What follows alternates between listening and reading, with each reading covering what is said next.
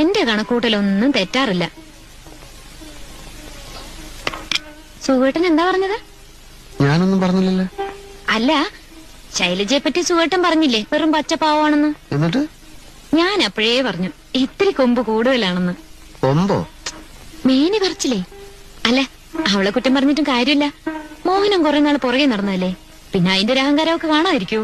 ഏയ്, ആ കുട്ടിക്ക് അങ്ങനെയൊന്നും ഇല്ലാന്നേ. സുഖേട്ടാ, ഒരു പെണ്ണിനെ മനസ്സിലാക്കാൻ വേറൊരു പെണ്ണിനെ കഴിയൂ.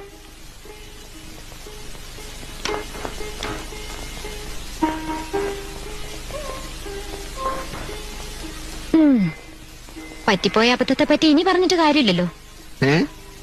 സുഖേട്ടന്റെ ഓഫീസിലെ എഞ്ചിനീയറുടെ ഭാര്യയ്ക്ക് ഇതേ ടൈപ്പ് മാലയുണ്ടെന്ന് പറഞ്ഞപ്പോ ഞാൻ അങ്ങ് വീണുപോയി. ഇതേ വെറും ഓൾഡ് ഫാഷനാ. കല്യാണത്തിന്റെ അന്ന് നോക്കിയപ്പോ എന്റെ കഴുത്തിൽ മാത്രമേ ഈ പഴഞ്ചൻ മാല. ഈ ഫാഷൻ ഇറങ്ങി തുടങ്ങിയിട്ടേ ഉണ്ടാവൂ. ഓ, മാലയുടെ ഫാഷനെ പറ്റിയൊന്നും സുഖേട്ടനൊന്നും അറിയില്ല. ഇത് ഒരുക്കിയിട്ടേ ഒരു കരിമണി മാല പണിതാലോ എന്ന് ആലോചിക്കാ. കരിമണിയോ?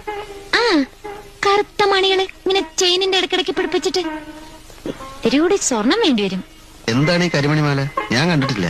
പണിയിപ്പിച്ച് തന്നാ കാണാലോ. അല്ലെങ്കിൽ ഈ മാല കഴുത്ത് കിടക്കട്ടെ, നമുക്ക് പുതിയ സ്വർണം വാങ്ങി പണിയിക്കാം. അതാ നല്ലത്. ഇനിയിപ്പോ പ്രീതിയുടെ കല്യാണത്തിനാവട്ടെ.